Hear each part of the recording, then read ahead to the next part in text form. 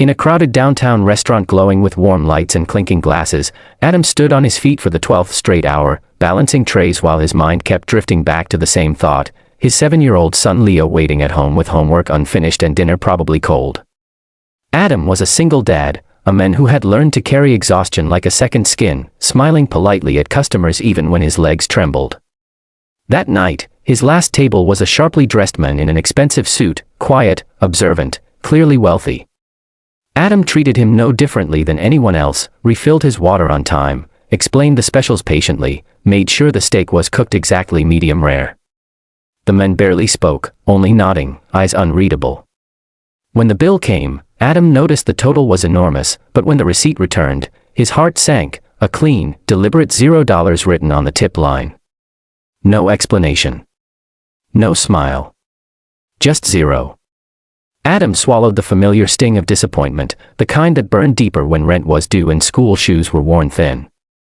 He cleared the table silently, telling himself not to judge, reminding himself that kindness wasn't guaranteed in this world. As he lifted the heavy plate, something caught his eye, a folded note taped carefully underneath. Curious, Adam peeled it off and opened it, and his breath stopped.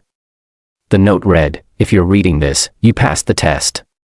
Meet me tomorrow at 9 a.m. at the address below. Bring your son." Adam reread it again and again, his pulse racing. A test. Confusion mixed with disbelief. He almost laughed it off as a cruel joke, but something about the neat handwriting, the calm certainty of the words, felt different. The next morning, after a sleepless night of doubt, Adam decided to go, because sometimes hope shows up dressed as risk. He took Leo by the hand and arrived at a towering glass building downtown, a place Adam had only ever seen from the bus window. Inside, the same man from the restaurant stood waiting, no suit this time, just a calm smile. He introduced himself as Victor Hale, a billionaire investor known for buying companies and people based on character rather than resumes. Victor explained that he had once been poor, abandoned, and invisible, and he had learned that how people treat others when there's nothing to gain reveals everything. Adam hadn't complained. He hadn't chased him for a tip. He hadn't been rude.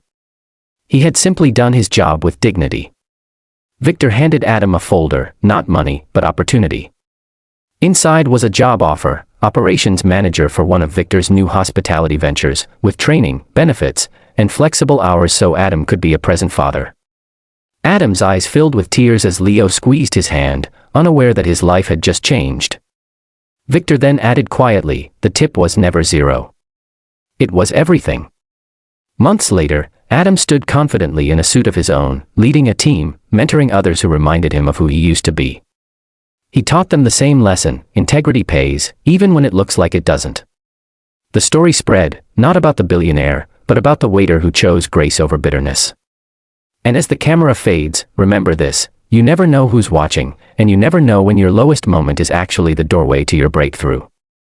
If this story moved you, inspired you, or reminded you to stay kind even when life feels unfair, subscribe to the channel, because every story here is proof that hope still exists, and the next one might change the way you see your own Lee.